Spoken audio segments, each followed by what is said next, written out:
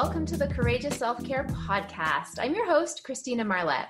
On this show, we talk about self-care that goes beyond what we often think of as self-care. So generally, we tend to focus on external self-care, which is things we do to the outside of ourselves, even if it's stuff like nutrition and sleep and hydration. Yes, we're putting things into our body, but it's still focusing on the external.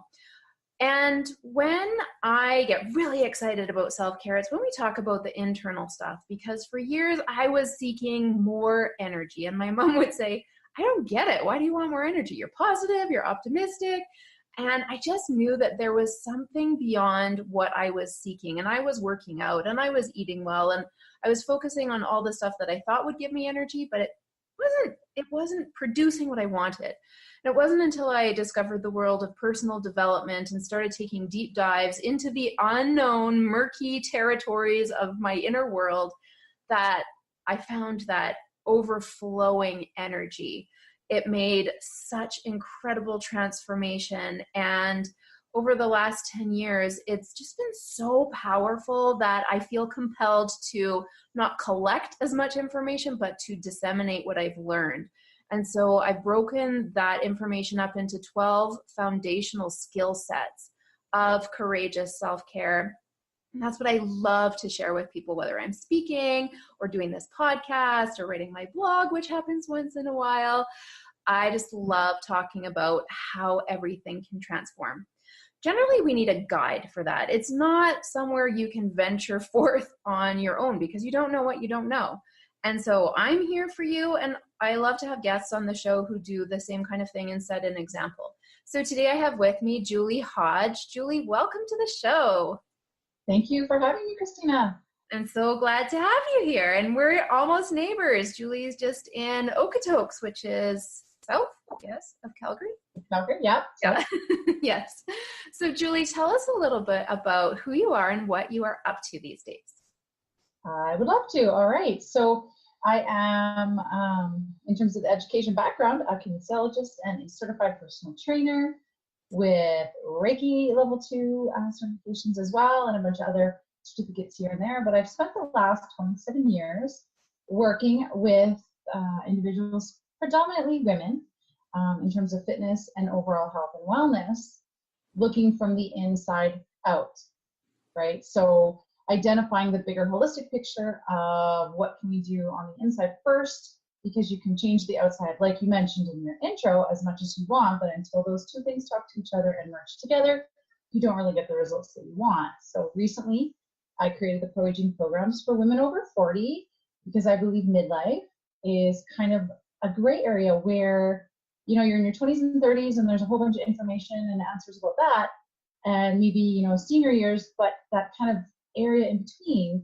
wasn't getting, I believe, the respect or the attention, the answers that women were needing through those transitions into midlife. So I created it all in one spot for women who want real expert information, research-based, evidence-based answers, and not hearsay or gimmicks or fads or product pushes, if that makes sense. Absolutely. I love that. We're like the tweens of the adult world. Yeah. Yes. We're not there, but we're not there. Yeah. And there's so many changes that happen, like physically, of course, hormonally and mentally, and with our community, with our relationships. We start experiencing much more loss and grief around that, like so much change. So I think having support for women, because, you know, that's my job, is to help our sisters, is really needed. And when I was scrolling late at night, going through my own changes when they first started, I just was so overwhelmed and so kind of frustrated at the lack of information all in one spot. It was legitimate from experts, you know, for women, for our questions, to give us real answers. That makes me think of, I did a session with a woman who specialized in breath work. And so it's using your breath to, if you haven't heard of this before, listeners, it's using your breath to heal parts of yourself that have never been healed before. It can be terrifying. I've done it a bunch of times, and this was the first time I actually had a personal guide. And she said something really interesting about the ages between 42 and 46. She said, energetically, this is when we are birthing our next thing, our next big thing. We've more than likely given birth to our children if we're going to have them, and something percolates. And for a lot of people, they don't realize that's what's happening. And it turns into a midlife crisis because they don't know how to deal with that energy. They don't know how to make space for these new ideas to come through.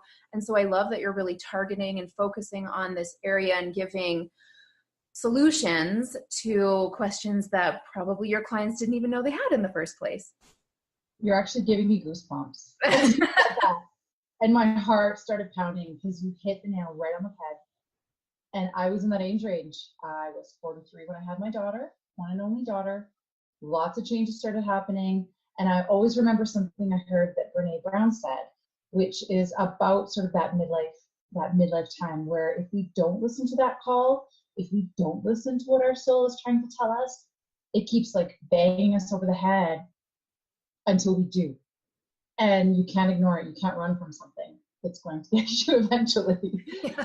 So it's pretty incredible how that is so true, what you just said. And yeah, you need to kind of take that time to look inside, take the big deep breath, take that outrageous self-care when you need it, and have the courage to go there and to do what your soul knows it needs to do, or what your soul is trying to get you to open your eyes to understand what you need to do, because you don't know until you know.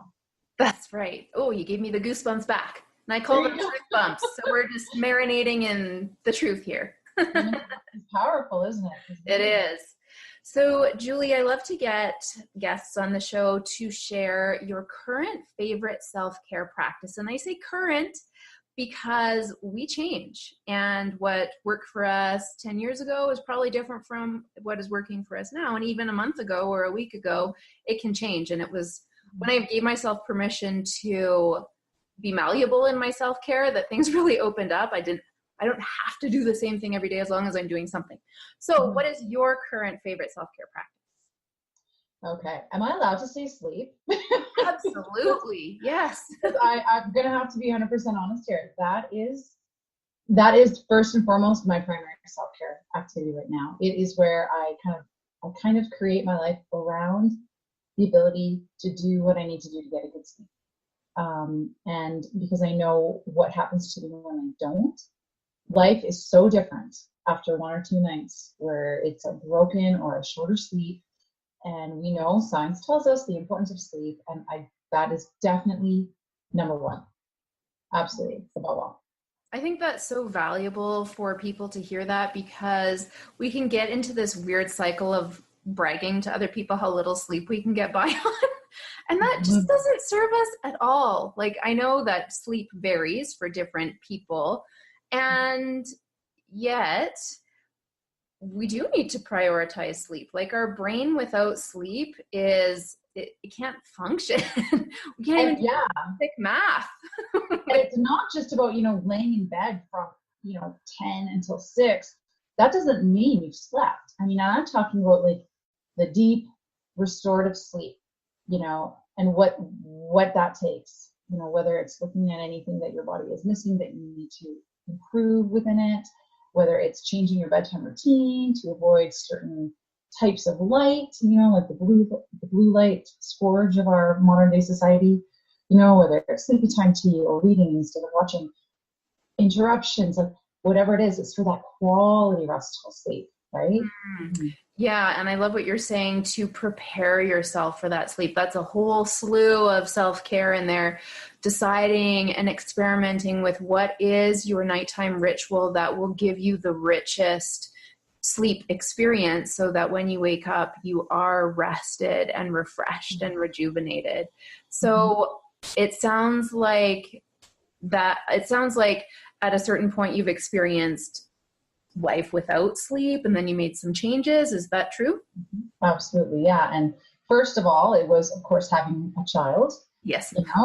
New mamas, and then you start getting better sleep. But then my particular experience, then I started to deal with some imbalances through hormones. So very low on iron, magnesium, adrenals were kind of shot, like go, go, go, and being long, older in life. And so, yeah, I actually went and sought some support from a professional, got what I needed to get, and it's helped incredibly. It's just like, wow, from then to now, night and day, literally, pun intended. Yes. Yeah. Well, and that's the power of great self-care. You highlighted so many important areas. We generally cannot do it alone. We need guides and help and experts, and it's great to seek out an expert who is doing well in an area that you are not, so that you can get the information that you need. And then you also said that there was night and day transformation, and that is the power of really nourishing, nurturing self-care. Plus, you're prioritizing your own well-being. You are very clear on what it is that's going to serve you to make the best and the most out of each day. And that is what self-care does. It transforms. It's like life before I knew about self-care and life after is so much more enriched. Absolutely. Got it, girl. Love it. So thank you for sharing that. I am on the sleep wagon with you. I really value my sleep, and I do carve out time for it. And it makes such a huge difference. Well, it's interesting. One of the naturopath in my program, I'll just quickly tell you, she actually has a section in her hormone course, the program, and she actually, it's sleep, the secret sauce, right? Yeah. That is the secret sauce. To me, it should be the number one sauce. It is the secret sauce. Okay. Yes. And the great thing is that if we, for some reason, don't have the best sleep one night, there are naps, and naps are so fantastic. And how outrageous is that, to give yourself permission and no guilt to have a nap? I know. So, right? I'm pretty happy about how I've constructed my life so that if I do happen to need a nap, I can take it. It works really well.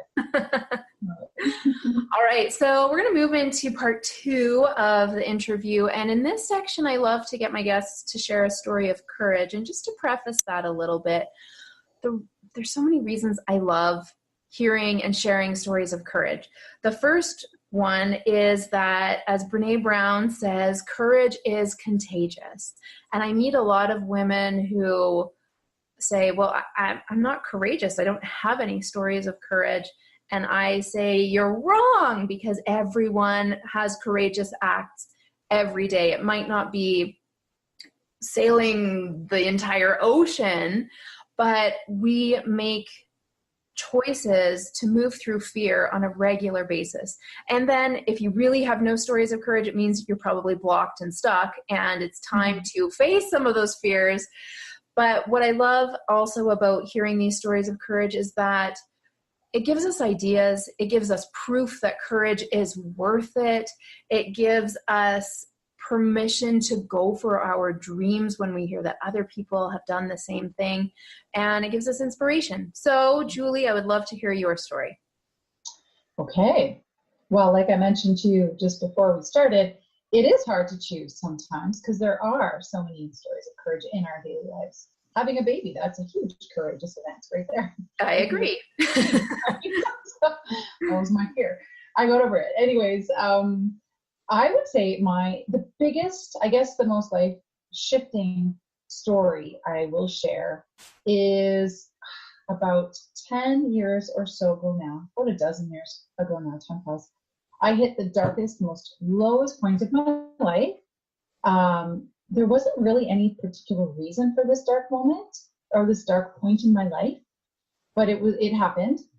It was extremely humiliating and embarrassing, but throughout it all, I took full responsibility for my part in actually creating that event. And literally, I couldn't dig the hole any deeper. It was dug, right? So the only way I could go from that point was up. And so I had to put my ego aside, and my whole world as I knew it changed. Everything shifted where I lived, what I did. And I built myself back up, and I looked at that moment and thought, okay, I can continue down the same path, or I can use it to be the greatest gift of my life. And hopefully, like you said, use my story without shame, without fear, to show other people, other women that, hey, even in the lowest, there is still a light that you can reach for. And that was when I did everything that I needed to do, lost the ego. I started really acting in service, because I think service was hand in hand with that. I started acting in service, focusing on what's really important, the people in my life, what I could contribute. And I thought, you know what? I don't want this to be for nothing. So I actually then decided, okay, I'm going to start looking at my dreams. And I loved how you mentioned that. What do I really, really want to do? I really, really wanted my own personal training practice. I really wanted to work with people on my terms. I didn't like working for anyone anymore. I don't believe anyone should have a boss. I wish we could throw that word away and rephrase it with something else. But I knew I could. And so at that point, I never, ever believed otherwise that success was possible. To me, I couldn't fail. The only thing I could do was succeed and measures of that. So I set about to build up a practice. I quit my, guaranteed salary position with benefits and bonuses. And I set about to say, you know what, I can do this and I will do this. And then I did do this. And in fact, I spoke about that. And that was when my own approach to life and business and, being my own boss really came from that authentic standpoint where, you know what, I'm not going to pretend to be this or that. I'm going to speak with my own authentic voice, quote myself, talk about shameless or outrageous self-care. What about outrageous, shameless self-promotion? Yes. And that was kind of the approach I took. I quarterbacked and championed my own life. And I did so while trying to help other women champion and quarterback and live their best life. And it's kind of been this really cool journey because, as you mentioned, as we go through different phases in our own life as women, those things that are important to us shift and change and evolve. So what I did 10 years ago with women I worked with is so different than what I'm doing now. But in the meantime, I can share that story with the women I work with, and I have some of them, what exactly that dark moment was, what I was doing, the 2, 3, or 4 bottles of wine a night. It was terrible. But that Julie is gone. But if I didn't have that Julie, this Julie wouldn't be here, right? So dark moments give us a choice. We can go beyond through that courage, and everybody can. And it was the greatest. It was the most terrible, most amazing moment of my life. And the only thing I took away, the one thing, is I will never, ever make it for nothing. And it's given me this whole new look on life and gratitude for everything that I have. And even to have nothing, I still had deep gratitude, if that makes sense. Absolutely. Yeah. Right? Just for the gift to wake up and be able to recreate it and create again the next day and the next day and the next day. So, it's been quite a journey. And I'm so, so proud of myself and glad that it happened. That's so powerful, Julie. And what I have some questions and comments, you're talking about so many of the different foundational skills of courageous self-care within your story. So I'm curious, how did you know that it was the lowest you could go? It was, I think it was, I had so much shame around the whole incident. I was so disappointed in myself. I knew I could not go any lower because I literally wouldn't be able to live with myself. And that was not an alternative, right? So, the only lower point I could have done was to have ended existing, right? And it was awful. So going through what I went through by, surrendering the ego, talking with people, doing acts of service, surrounding my life from a service standpoint, losing my car, everything. It was all, very humbling. And I knew that was it, right? There was no going lower. I refused to have the alternative, right? But thankfully I had a really great support system. Thankfully I had an amazing mom, my sisters. I was surrounded by people who got it and who didn't judge. And it didn't matter to me whether they did or not. It was I was stripped bare and I was okay, good. It was almost like being reborn. Yeah. So So, yeah. That makes me think about an experience I had at a personal development course where we got with a partner, and the point of it was to accept your partner no matter what they had done in their life. And so we didn't get into the worst thing that we'd ever been through, but we did look into each other's eyes, and we were guided to just think about the things that we'd messed up on and the failures that we'd had. And then we actually had that other person, our partner, sit on our lap like a little kid and just hug them. And it was such a powerful experience because I could feel such loving forgiveness. I didn't know what this other person had done. She didn't know what I had done. I probably didn't know what I had done. In the moment, I'm like, I don't think I've done anything wrong. Being immersed in my perfectionist self at that time. But it was such a powerful moment. And I feel like if human beings could all experience that, like, I just totally forgive you for whatever you've done. Mm-hmm. It doesn't matter because everyone has had these lows.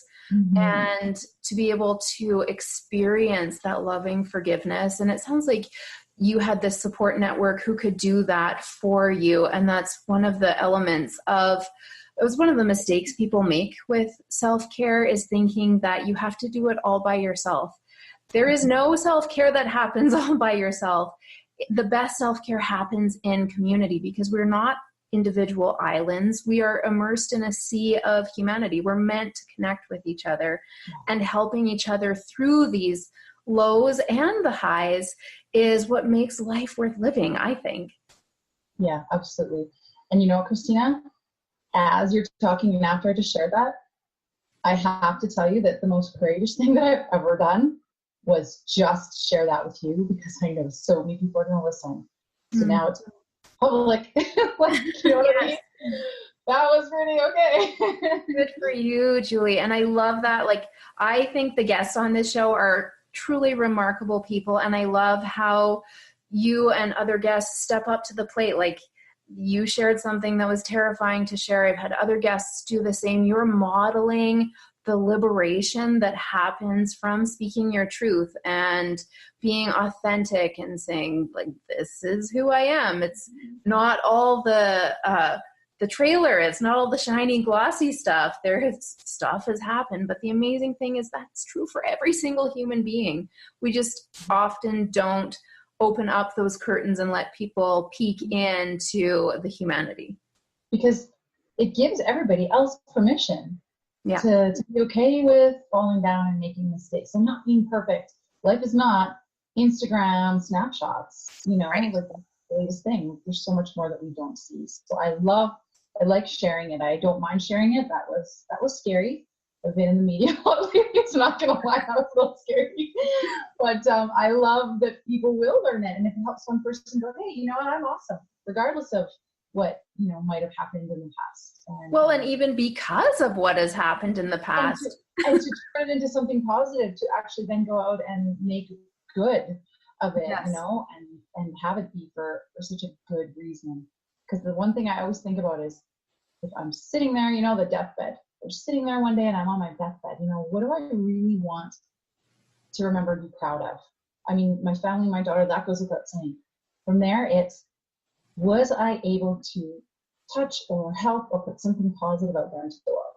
And if the answer is yes, then it was a life lived on purpose and not without.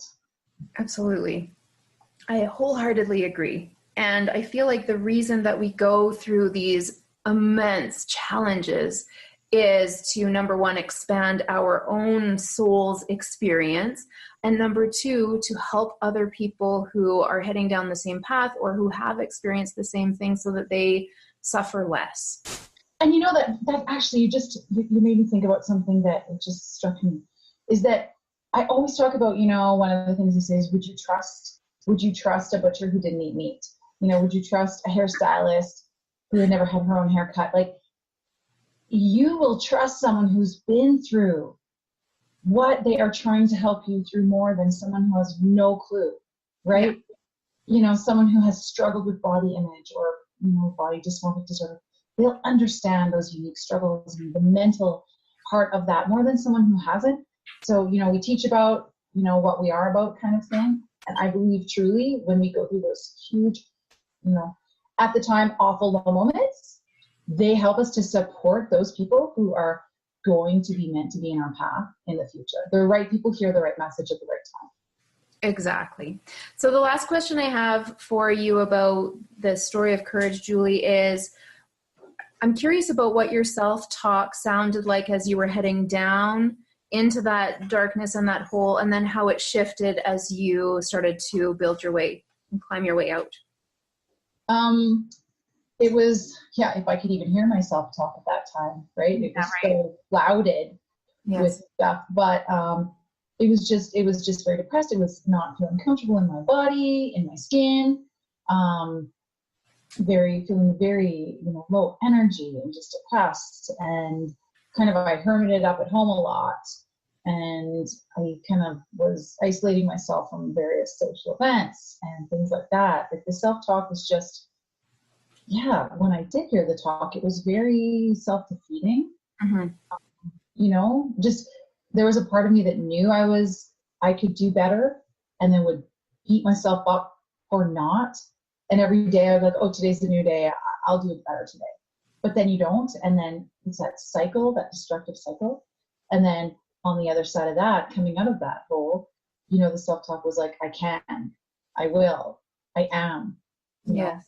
And it completely switched. I've always been a very, blissful person. Now I'm like, let's just be happy we have a blast. And if we don't have a blast, we can keep our hands together. Like, we can make it happen. And now I believe that we can fail only so that we can find another way to succeed. And I really, really kind of don't let competitors or competition or what anyone else thinks or says get in the way of knowing that what we can have is out there. We all deserve it.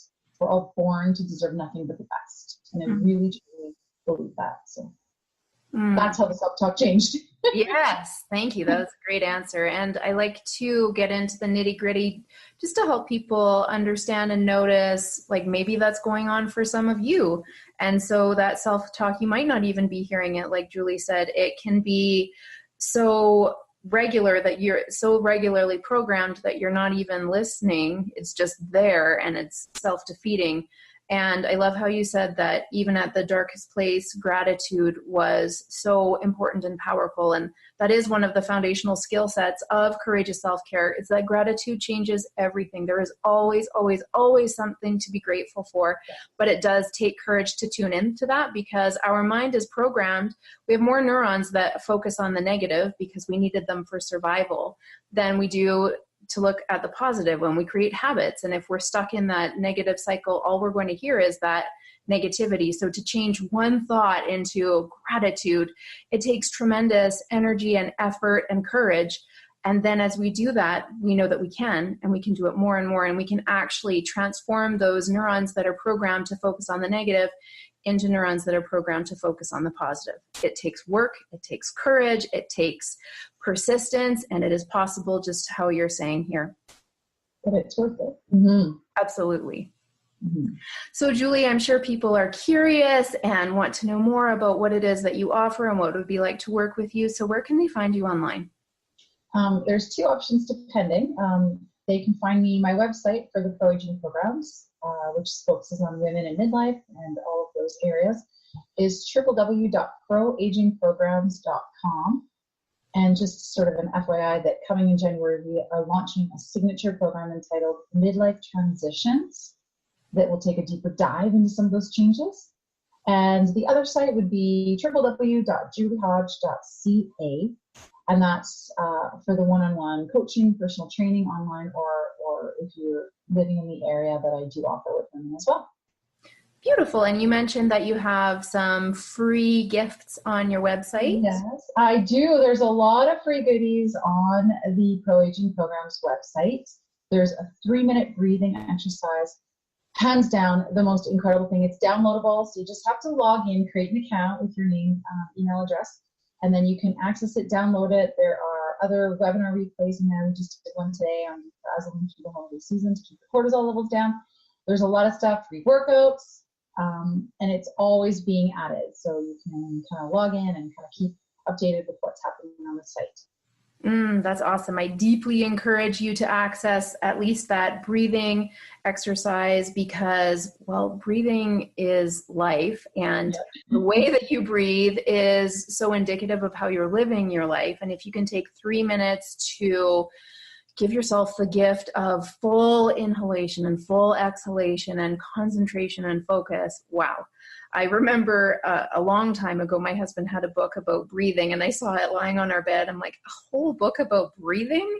Who needs to read about breathing? That is ridiculous. But since I sounds pretty cool. Yes, I have since learned that breathing is actually very important, and there are a million different ways that you can alter your breath to alter how you're living. And so I encourage you to get that gift from Julie from her Pro Aging website. Julie, I'm so grateful that you had the courage to step into this next amazing version of yourself by sharing your story. Thank you so much for showing up today. Thank you so much, Christina. Really, truly. This has been delightful. And my dear listeners, thank you for listening today. You get a giant golden check mark for practicing some courageous self-care by tuning in today. The show is airing, well, probably around 2 times a week in the next little while. It was happening very often while I was working on the Courageous Self-Care Festival. And now that energetic climax has proceeded, it's come and gone, I am practicing some courageous self-care myself. And so you can find us here twice a week. And you can find the show on iTunes, on Spotify, on iHeartRadio, it's on Spreaker.com, and also on my website. If you are feeling some sort of draw or energetic tension that you maybe want to share your story of courage like Julie did here today, I encourage you to apply. You can go to ChristinaMarlette.com to do that. There's a button on there somewhere that says apply to be a guest on the show. And you too can model what it is like to abandon that comfort zone for a little while, share what you have come through, and give the gift of that contagious courage to someone else. So thank you so much for listening. Julie, thank you again for being here and courageously showing up. You're welcome. All right. I look forward to connecting with you again next time. Bye-bye for now.